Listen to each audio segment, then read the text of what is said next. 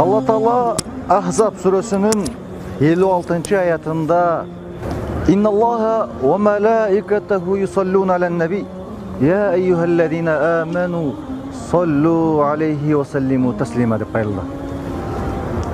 Ayetin manisinde Allah Taala jana perişteler Peygamberga salam salavat aytat. O mu'minlar, o musulmanlar, o iman keltirgenler, Peygamberga salam salavat aytkıla dep aytты. İmam Bukhari Allah Taala'nın Peygamberga bolgon salavаты periştelerдің алдында Peygamberga maktуу dedi. Al эми periştelerдің Peygamberga salavаты Peygamber üçün dua dedi. Abdullah ibn Abu Talha Allah Taala alçından razı olsun. Özünün atasından kabarlagan bir hadiste mындай deydi. Bir jolu Peygamberimiz Muhammed aleyhisselam sahabaların janına mаңдайы жарыла сүйүнүп өтө кубанычтуу келди.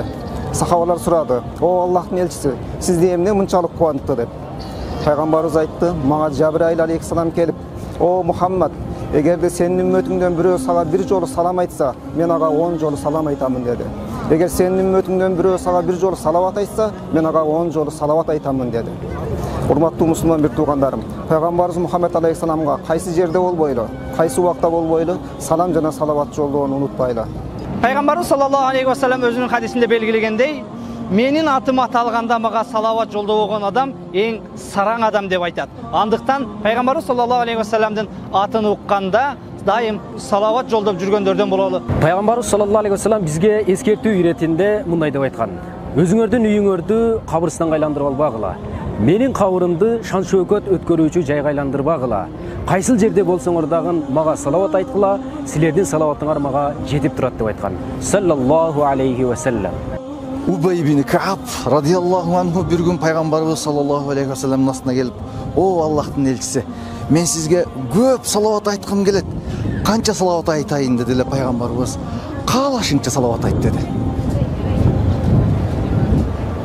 Анда günümdün 4'ten 1 bölüğüne salavat aytayım mı dedi ele Peygamberimiz. Жақшы болот dedi. Убай ибн Кааб андай болгон болсо 3'ten 1'in salavat айтсам кандай дейсиз dedi эле. Жақшы болот. Андан да көбүрөөк айтсаң жакшыраак болот dedi. Убай ибн Кааб: "Я Расулаллах, анда күндүн 3'ten 2 bölüğüne сизге салават айтсам кандай болот dedi эле. Жақшы болот. Андан көйсөң, андан да жакшыраак болот dedi. "Я Расулаллах, андай болгон болсо, күндүн жарымын сизге салават айтып өткөзөйүн" dedi эле Пайгамбарыбыз. "Жакшы болот, көбүрөөк айтсаң андан да жакшы болот" dedi. Убай ибн Кааб: "Я Расулаллах, андай болсо, мен күнүмдү баарыны сизге салават айтуу менен өткөзгүм келет" dedi эле Пайгамбарыбыз саллаллаху алейхи ва саллям айтты.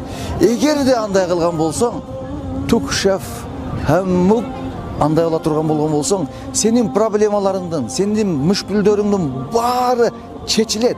Сенин жүрөгүңдү өйгөн, акылыңды өйгөн нерселердин баары чечилет. Ва тугфарзамбук, сенин күнөөлөрүң кечирилет" деп айтты. Эгерде дүйнөдө бактылуу жашагыңыз келсе, бейпил, тынчтык, жыргап жашагыңыз келсе, Пайгамбарга салават айтыңыз. Күнөөңүз кечирилишин кааласаңыз, Пайгамбарга салават айтың. Алла Таала баарыбызды Пайгамбарды чын жүрөктөн сүйүүчүлөрдөн, Пайгамбарга көп салават айтуучулардан кылган болсун.